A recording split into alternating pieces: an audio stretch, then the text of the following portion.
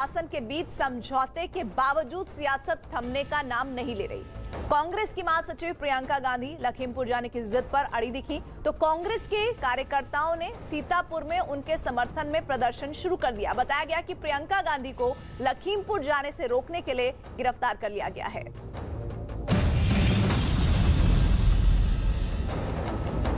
आखिरकार प्रियंका की जिद को देखते हुए पुलिस ने उन्हें 151, 107 और 116 की धाराओं में गिरफ्तार कर लिया और पीएसी के गेस्ट हाउस को ही उनके लिए अस्थायी जेल में बदल दिया।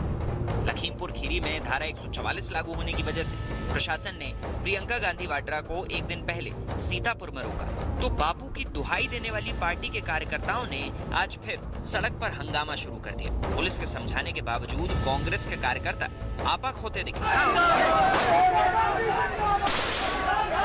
लेकिन यही कार्यकर्ता कुछ देर पहले प्रियंका की कमरे में झाड़ू लगाती तस्वीर आने के बाद अपने विरोध में भी यही करते दिखे थे। एक दिन पहले प्रियंका की हिरासत के दौरान का वीडियो सामने आया था, जिसमें वो गेस्ट हाउस के कमरे में झाड़ू लगाती दिखी थी। प्रियंका को लखीमपुर खीरी जाने से रोके जाने पर कांग्रेस के साथ ही कई विरोधी दलों का दर्द छलक पड़ा। शिवसेना को तो प्रियंका के बहाने उनकी दादी इंदिरा तक की याद आ गई। कांग्रेस पार्टी के साथ आपका संघर्ष हो सकता है, मतभेद है अब, लेकिन वो इंदिरा गांधी जिसने हिंदुस्तान की जो विभाजन हुआ था उसका बदला लिया, पाकिस्तान को तोड़कर, उसकी पोती को आप जिस प्रकार से अपने बर्ताव कर रहे हो, ये देश देख रहा है। कांग्रेस महासचिव की गिरफ्तारी के विरोध के बीच एक और वीडियो सामने आया, जिसे प्रियंका की टीम ने ही जारी किया है। बताया गया कि प्रियंका को जिस गेस्ट हाउस में रखा गया उसके ऊपर यूपी पुलिस का ये ड्रोन दिखा।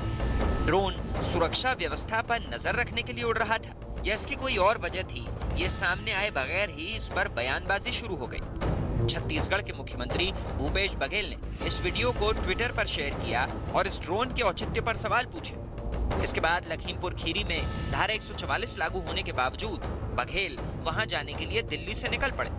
ये कैसा कानून है कि जो यदि पीड़ित परिवार से मिलने जाए, संवेदना व्यक्त करने जाए, उसे न्याय की गुहार करे, उसे गिरफ्तार करो, और जो अपराधी है, जो आरोपी है, उसको आप खुलेआम छोड़ के रखे हैं। कांग्रेस इस मामले को तूल देने में कोई कमी नहीं छोड़ती दिख रही। लखीमपुर खीरी में किसानों और प्रशासन के बीच समझौता हो चुका है और उसका ऐलान भी कर दिया गया है। सवाल यह है कि जब लखीमपुर खीरी में स्थिति शांत करने की जरूरत है, ऐसे में नेता वहां जाने के लिए उतावले क्यों हैं? बीजेपी आरोप लगा रही है कि 5 राज्यों में विधानसभा चुनाव है और सियासी फायदा उठाने के लिए ही विपक्ष के नेता लखीमपुर खीरी जाने पर अड़े हुए हैं। ये सवाल उठ रहे हैं तो इसकी वजह प्रशासन द्वारा किसान संगठनों की मांगे मान लेने के बावजूद जारी सियासी हंगामा है। कांग्रेस ने उत्तर प्रदेश के इस मामले को लेकर श्रीनगर में भी विरोध प्रदर्शन शुरू कर दिया। बाद में जब कार्यकर्ता हिरासत में लिए गए तो प्रदर्शनकारी पुलिस की गाड़ी को रोकते दिखे। इसी तरह किसान संगठनों की हर शर्त मान लेने के बावजूद देश के अलग अलग हिस्सों में प्रदर्शन जारी है। बीजेपी का आरोप है कि कांग्रेस और विपक्ष इस मामले में राजनीति करके माहौल खराब करना चाहता है। जिस तरह का आपने देखा कृत्य नकारात्मक विपक्ष ने किया, वो चाहता था कि दंगा भड़का दे, क्योंकि ये आपदा में अवसर तलाशने वाले लोग हैं, लाशों पर राजनीति करने वाले लोग हैं विपक्ष के लोग। इस बीच लखीमपुर खीरी मामले में जिन 8 लोगों की मौत हुई थी, उनकी पोस्टमार्टम रिपोर्ट आ चुकी है। मृतकों के शरीर पर चोट के निशान और लाठी डंडों से पिटाई के निशान मिले। कुछ की मौत की वजह घिसटे जाने, शॉक और हेमरेज भी बताई गई। अब इस मामले में सबकी नजर जांच करने वाली टीम पर होगी।